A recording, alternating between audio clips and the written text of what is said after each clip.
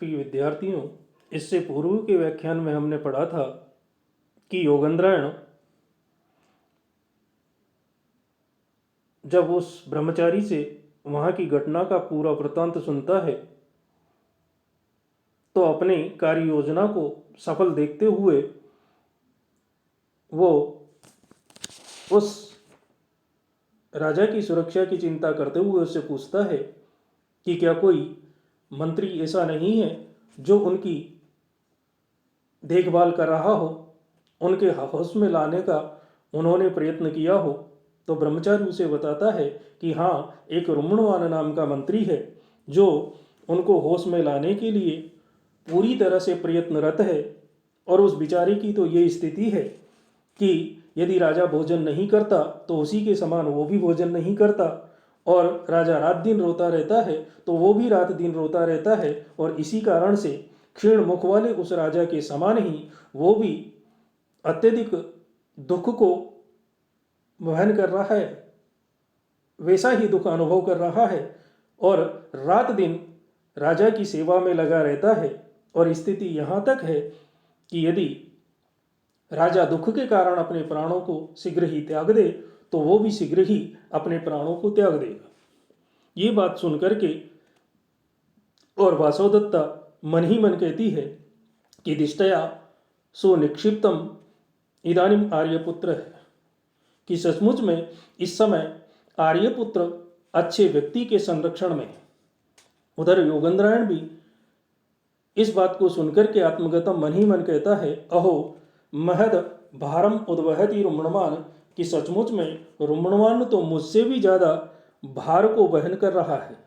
कुतः? क्योंकि स विश्रामो य अयम भार है प्रसक्तस्य तु श्रम है तस्मिन् सर्वम अधीनम ही यत्र अधीनो नराधिप है।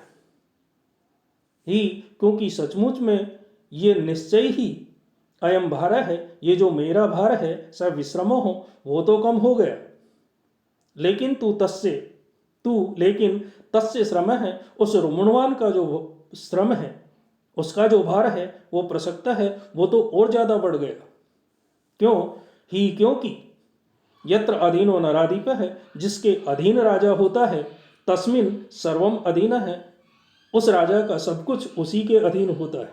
क्योंकि ऐसी स्थिति में राजा जिसके भी अधीन होता है, सब कुछ राज्य का उसी के अधीन होता है। और प्रकाशम और फिर प्रकट रूप में सबके सामने कहता है कि अथवो पर्यावस्थितम इदानीम स राजा। अरे क्या वो राजा अब संभल गए हैं?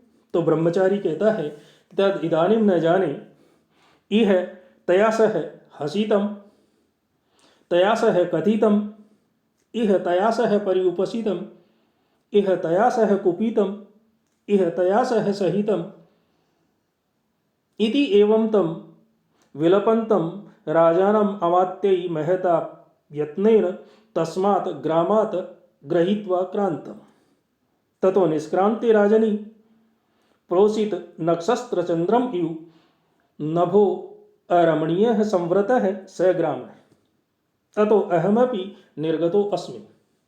यानी ब्रह्मचारी ने कहा कि तद इदानीम न जाने, उसके बाद क्या हुआ इस समय तो मैं नहीं जानता, लेकिन इह तयास है हसीतम, इह यहां पर उसके साथ हंसा था, इह तयास है कथितम, यहां उसके साथ बातचीत की थी, इह तयास है कुपितम, यहां उसके ऊपर गुस्सा हुआ था, इह तयास है सहितम, यहां उसके साथ सोया था।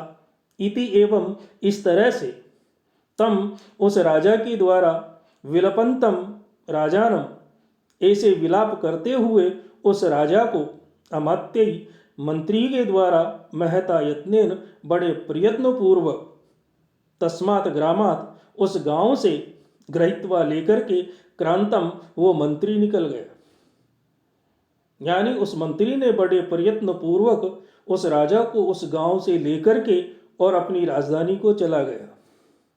और ततः निष्क्रांते, और तब उस राजा के वहां से चले जाने पर प्रोसित नक्षस्त्र चंद्रम इव, जिस तरह से नक्षत्र आदि से रहित चंद्रमा के समान नभोः आकाश, जिस तरह से नक्षत्र और चंद्रमा आदि से रहित होने वाला आकाश अरमणीय है, सुंदर दिखाई नहीं देता, ठीक वैसे ही स ग्रामः संवृतः है, वो गांव भी ऐसा हो गया।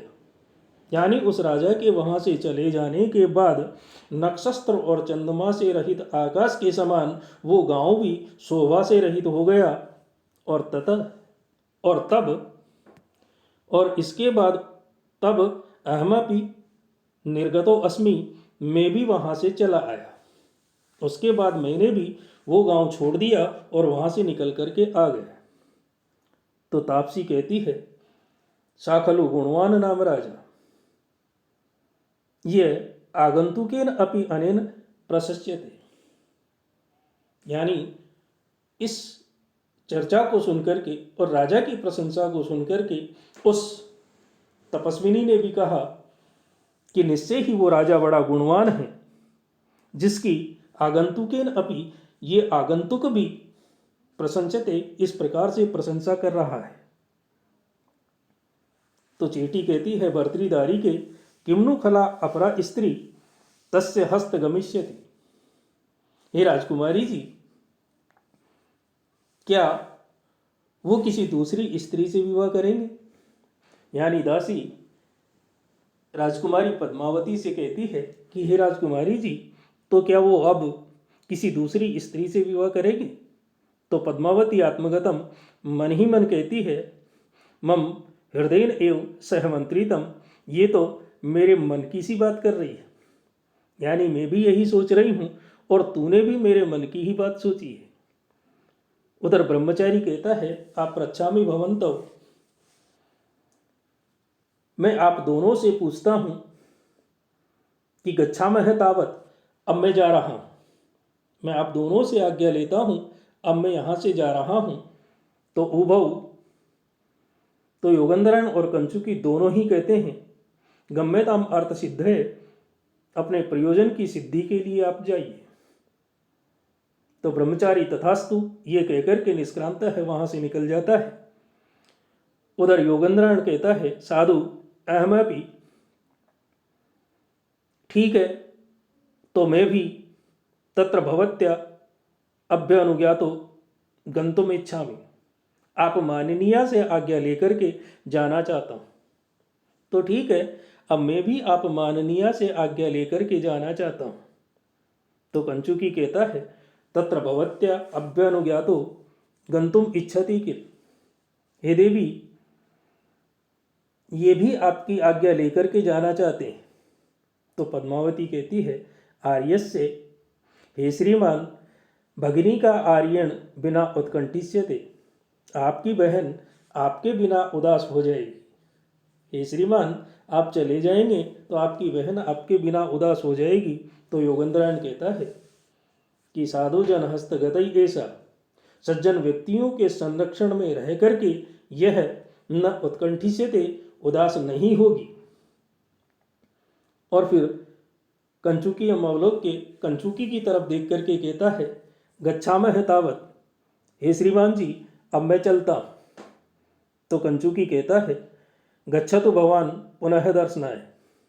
हाँ श्रीमान, जाइए और फिर से दर्शन दीजिएगा। कहीं ऐसा नहीं हो कि अपनी बहन को यहाँ छोड़ करके ही आप चले जाएं और फिर दोबारा दर्शन देने ही नहीं आए।